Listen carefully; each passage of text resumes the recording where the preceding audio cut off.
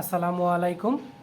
R.Trick education চ্যানেলের পক্ষ থেকে আমি রিয়াদ একরামুল হাসান আপনাদের আরেকটি ক্লাসে জানাই স্বাগতম। আজকে আমরা ক্যালকুলাস 2 বইয়ের আরেকটি টপিক নিয়ে আলোচনা করব, সেটা হচ্ছে উদাহরণ নাম্বার 17।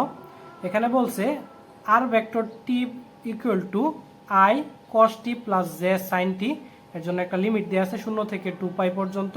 ভেক্টর ফাংশনের লেখচিত্র অঙ্কন করো। তো আজকের ক্লাসে আমরা এই প্রবলেমটা সমাধান করে দেওয়ার চেষ্টা করব এবং লেখচিত্র কিভাবে আপনারা অঙ্কন করবেন সেই কনসেপ্টটা আলোচনা করে দিব, এবং সেম কনসেপ্টে বাকি যে লেখচিত্র রিলেটেড প্রশ্নগুলো আছে সেগুলো বাসার মধ্যে আপনারা প্র্যাকটিস করবেন। তো চলেন আমরা এই 17 নম্বর এক্সাম্পলটা সমাধান করে দিই। তো দেখেন এক্সাম্পল নাম্বার 17, এই দাগটুকু আমি খাতার মধ্যে লিখে রাখলাম। তো এখন আমাদের বলছে যে এই আর ভেক্টরের জন্য যে মানটা দেয়া আছে সেটা আমাদের ভেক্টর ফাংশনটা লেখচিত্রের মাধ্যমে দেখানোর জন্য।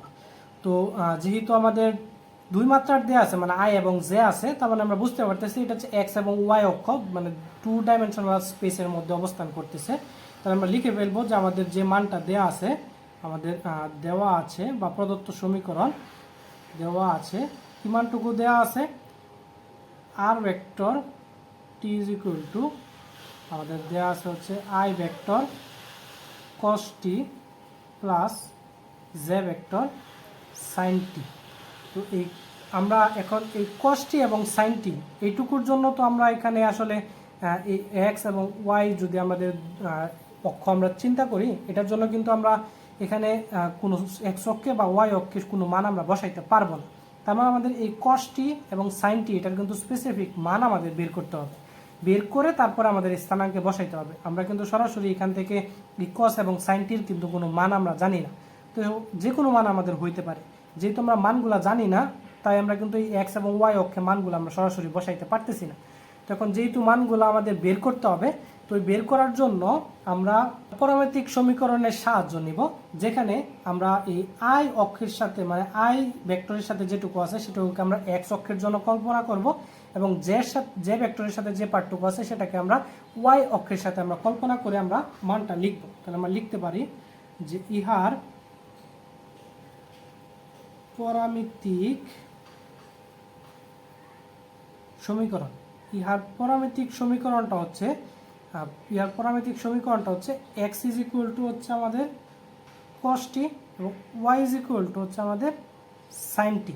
তো এই যে আমাদের এক্স এবং ওয়াই অক্ষ বরাবর বের করলাম, তো এটা আমরা কল্পনা করে নিলাম যে পরামিতিক সমীকরণ হচ্ছে এক্স অক্ষ বরাবর হচ্ছে কস টি এবং ওয়াই অক্ষ বরাবর হচ্ছে ধরলেও আমরা কত sine t. X is equal to cos t এবং ওয়াই ইজ ইকুয়াল টু হচ্ছে সাইন টি। তো এখন এখান থেকে মূলত আমরা মানগুলো বের করব।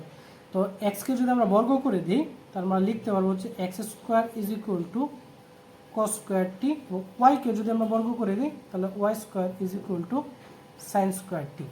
এখন এই কস স্কোয়ার এবং এক্স স্কোয়ার এবং ওয়াই স্কোয়ারকে যদি আমরা যোগ করি, তাহলে আমরা লিখতে পারবো x square plus y square is equal to হচ্ছে cos square t plus sine square t. তো আমরা জানি cos square theta plus sine square theta is equal to 1। তাহলে আমরা লিখতে পারবো x square plus y square is equal to হচ্ছে 1। এই যে আমরা মানটা পাইলাম, এটা হচ্ছে মূলত একটা কি বৃত্তের সমীকরণ। এটা একটা কি আছে বৃত্তের সমীকরণ। এখন এইটুকু দেখে আমরা বুঝতে পারতেছি এই যে আমাদের আর ভেক্টরটা দেয়া আছে, যে কস এবং সাইনের মাধ্যমে আর এর যে ভেক্টরটা দেয়া আছে সেটা মূলত একটা বৃত্তের সমীকরণ হবে, কিন্তু সেই বৃত্তটা কতটুকু এরিয়া জুড়ে আছে, মানে এক্স অক্ষ বরাবর কতটুকু ওয়াই অক্ষ বরাবর কতটুকু, সেই পার্টটুকু আমরা জানি না। তখন সেটার জন্য আরটুকু আমাদের এই সমীকরণ থেকে আমাদের মূলত বুঝতে হবে। তো আমরা জানি x square plus y square is equal to 1, এটা কি মূল বৃত্ত, এটা কিন্তু একটা 0 0 মূল বিন্দুর জন্য আমাদের কি বৃত্তের সমীকরণ। তাহলে এটা আমরা বলে দিতে পারবো এটা একটা বৃত্তের সমীকরণ, এবং এটারটা কি এটার এবং যাহার কেন্দ্র হচ্ছে আমাদের কি 0,0, এবং যেহেতু আমাদের ব্যাসার্ধ হচ্ছে 1, তাহলে আমরা বলতে পারবো যে এর ব্যাসার্ধটা কত আছে, ব্যাসার্ধ ইজ ইকুয়াল টু আছে 1।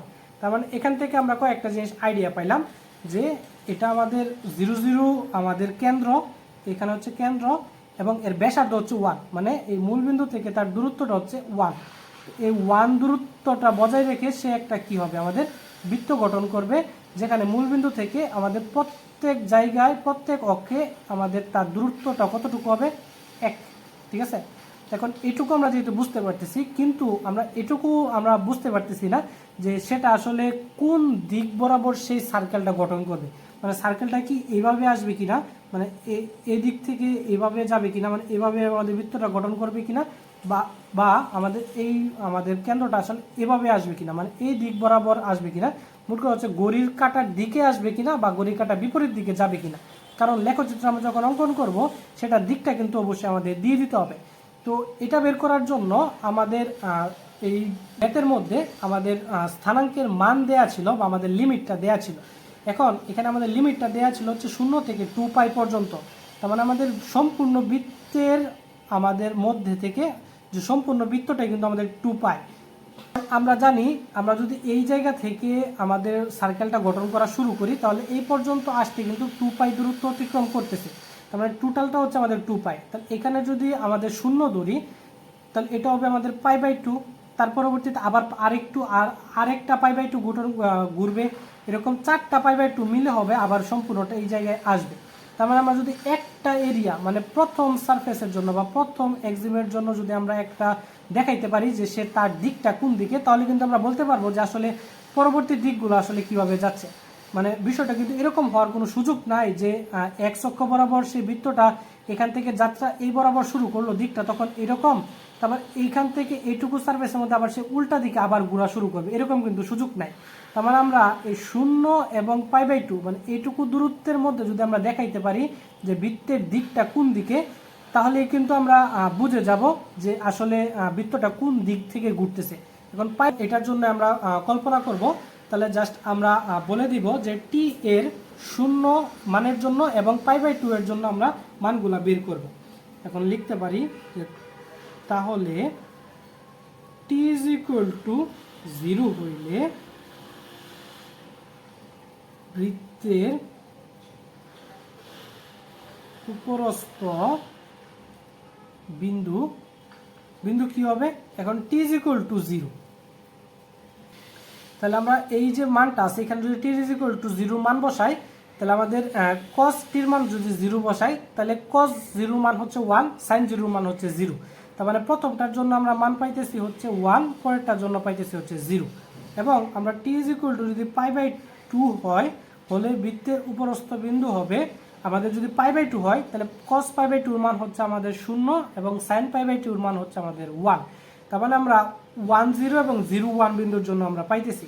এখন এটা যদি আমরা অক্ষের মধ্যে বা আমাদের চিত্রের মধ্যে বসাই তাহলে আমাদের চিত্রটা হবে এরকম। আপনারা লেখচিত্রের মধ্যে কল্পনা করবেন, এটা হচ্ছে আমাদের প্রথমত 1, এটা হচ্ছে 2, y অক্ষ বরাবর এটা ধরলাম হচ্ছে 1, এটা হচ্ছে আমাদের 2, এখানে হচ্ছে মাইনাসের দিকে এখানে ধরলাম 1, এখানে হচ্ছে 2, এগুলো হবে মাইনাস, এবং এখানে আছে হচ্ছে -1, -2।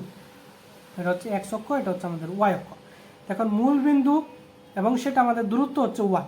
আমাদের প্রথমটার জন্য যদি আমরা বের করি তাহলে x অক্ষ বরাবর যাবে হচ্ছে 1, y অক্ষ বরাবর হচ্ছে 0। তার মানে y অক্ষ বরাবর আর যাইতেছে না। তার মানে এখানে আছে প্রথমটার জন্য t = 0 এর জন্য। এখন t = π/2 এর জন্য যদি আমরা বের করতে চাই তখন আমাদের দেখতেছি x অক্ষ বরাবর 0 কিন্তু y অক্ষ বরাবর যাইতেছে হচ্ছে 1। তার মানে এখানে আছে, তার মানে যদি এখানে থাকে তার মানে এই জায়গা থেকে আমাদের এখানে যাইতে গেলে কিন্তু আমাদের এই বরাবর আমাদের কি করতে হবে, যাইতে হবে। তার মানে এখান থেকে এইখানে যাইতে গেলে আমাদের এই বরাবর, এখানে এইভাবে তো আর যাওয়া সম্ভব না, তাহলে এখান থেকে আমাদের এই বরাবর যাইতে হবে। তার মানে আমাদের দিকটা দিতেছি কি এই দিকে। তো এই যে আমাদের দিকটা যাইতেছে এটা কিন্তু ঘড়ির কাঁটা বিপরীতে, কারণ ঘড়ি কিন্তু আমাদের জানি এইভাবে আমাদের সার্কুলেশন হয়, এইভাবে আমাদের ঘড়ির কাঁটাটা, কিন্তু এটা ঘড়ির কাঁটা বিপরীত দিকে যাইতেছে।